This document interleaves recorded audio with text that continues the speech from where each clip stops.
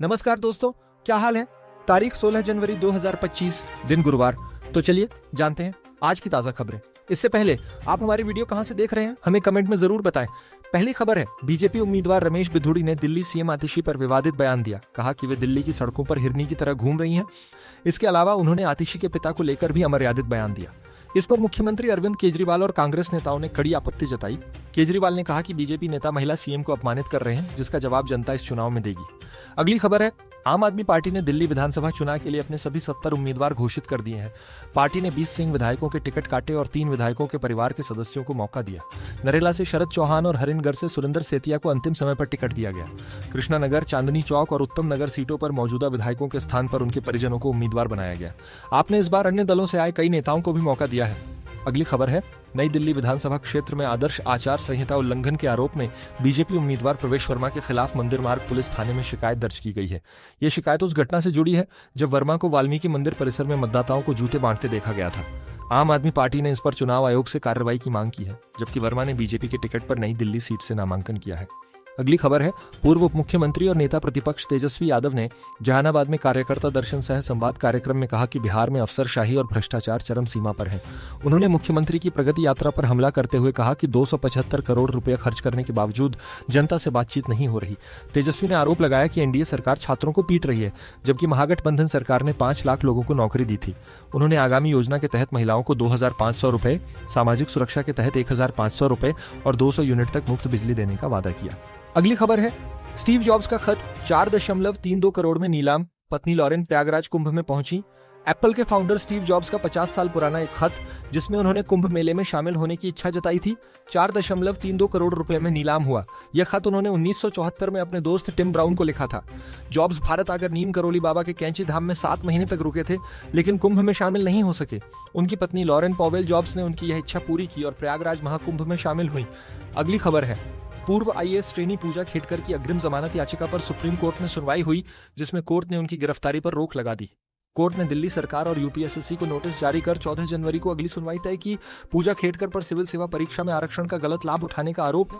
Delhi high court ने दिसंबर 2023 में उनकी जमानत याचिका खारिज कर दी थी, जबकि यूपीएसएससी ने फर्जी पहचान के आरोप में उनके खिलाफ आपराधिक मामला दर्ज किया है। अगली खबर है, मेटा के सीईओ मार्क जुकरबर्ग के कोविड-19 के बाद भारत में सत्ता परिवर्तन पर बयान को लेकर कंपनी ने माफी मांगी है। मेटा इंडिया के वाइस प्रेसिडेंट शिवानंद ठुकराल ने सार्वजनिक रूप से खेद व्यक्त करते हुए कहा कि जुकरबर्ग का बयान अनजाने में हुआ था और यह भारत के संदर्भ में सही नहीं था। अगली खबर है, दिल्ली एनसीआर में कड़ाके की सर्दी और घने कोहरे का कहर जारी है, जिससे विजिबिलिटी बहुत कम हो गई है। मौसम विभाग ने हल्की बारिश का अलर्ट जारी किया है और 17 से 18 जनवरी तक घना कोहरा रहने की संभावना है। वहीं हिमाचल प्रदेश में पश्चिमी विक्षोभ के कारण अगले 6 दिनों तक वर्षा हिमपात हो सकता है। बिहार में भी ठंड बढ़ने की संभावना है और पश्चिमी विक्षोभ के कारण घने कोहरे के साथ तापमान में गिरावट होगी। वहीं राजस्थान में भी कड़ाके की सर्दी और 15 से 16 जनवरी को हल्की बारिश की संभावना है। अगली खबर है, छत्तीसगढ़ शराब घोटाला केस में पूर्व आबकारी मंत्री कवासी लखमा को ईडी ने बुधवार को गिरफ्तार कर लिया। वे तीसरी बार पूछताछ के लिए ईडी दफ्तर पहुंचे थे, जहां गिरफ्तारी हुई। उनके बेटे को भी आरोपी बनाया गया है, लेकिन उसे गिरफ्तार नहीं किया गया। कोर्ट ने 21 जनवरी तक लखमा की रिमांड ईडी को दी है। कोर्ट में पेश होने के दौरान लखमा ने कहा कि उनके पास से कोई पैसा या दस्तावेज नहीं मिला और यह मामला फर्जी है, जो बीजेपी सरकार ने उन्हें परेशान करने के लिए बनाया है। अगली खबर है, ठग सुकेश चंद्रशेखर ने फाइनेंस मिनिस्टर निर्मला सीतारमण को एक पत्र लिखकर कहा है कि उसकी कंपनियों ने 2024 में $2 करोड़ 70 लाख का कारोबार किया और टैक्स जमा करने के बाद उसकी इनकम 7,640 करोड़ रुपए है। उसने 2012 से 2009 के बीच टैक्स रिकवरी की कार्रवाई का सामना किया और कहा कि यदि समझौता हो सकता है तो वह सभी बकाया देने के लिए तैयार है। अगली खबर है, लंदन मेट्रो में 12 जनवरी को एक अजीबोगरीब नजारा देखने को मिला, जब सैकड़ों लोग सर्दी में सिर्फ अंडरवियर पहने मेट्रो में सफर कर रहे थे।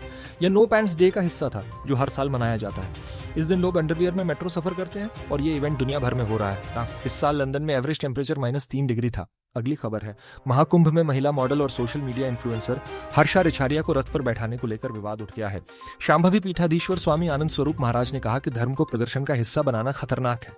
हर्षा मंगलवार को पेशवाई के दौरान महामंडलेश्वर के रथ पर बैठी नजर आई, जबकि वह यहाँ साध्वी की तरह रह रही है। अगली खबर है, छिंदवाड़ा जिले के खूनाजिर खुर्द में कुएं के गहरीकरण के दौरान मलबे में दबे 3 मजदूरों की 22 घंटे बाद मौत हो गई। हादसे में मां बेटे समेत 3 लोग दब गए थे। प्रशासन ने रेस्क्यू प्रयास किए, लेकिन कच्ची मिट्टी और पत्थरों के कारण मदद में देरी हुई।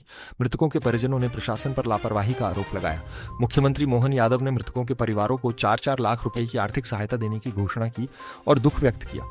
अगली खबर है, मिर्जापुर की एक लड़की का वीडियो इंटरनेट पर वायरल हो रहा है जिसमें वह एक ऑटो रिक्शा ड्राइवर को किराए के विवाद को लेकर बुरी तरह पीटती है। वीडियो के वायरल होने पर मिर्जापुर पुलिस ने लड़की के खिलाफ मामला दर्ज कर लिया। लड़की ने इस मामले पर अपनी सफाई देते हुए इंस्टाग्राम पर एक वीडियो पोस्ट किया जिसमें उसने बताया कि ऑटो ड्राइवर ने उसे अश्लील कमेंट किया था जिससे वह गुस्से में आ गई और सार्वजनिक रूप से उसकी पिटाई की। उसने यह भी कहा कि किराए को लेकर कोई विवाद नहीं था और वीडियो को धमकियों के बाद उसने हटा लिया। अगली खबर है, आसाराम, जो रेप के 2 मामलों में आजीवन कारावास की सजा भुगत रहा था, को आखिरकार 14 जनवरी 2025 को जेल से जमानत मिल गई। सुप्रीम कोर्ट ने 7 जनवरी 2025 को सूरत केस में उसे जमानत दी थी, जिसके आधार पर राजस्थान हाई कोर्ट ने भी जोधपुर केस में जमानत दी।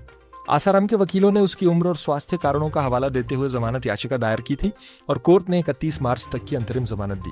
अगली खबर है, सीबीआई ने जेपीएसएससी मेरिट स्कैम में पूर्व चेयरमैन दिलीप प्रसाद सहित 70 लोगों के खिलाफ चार्जशीट दायर की है।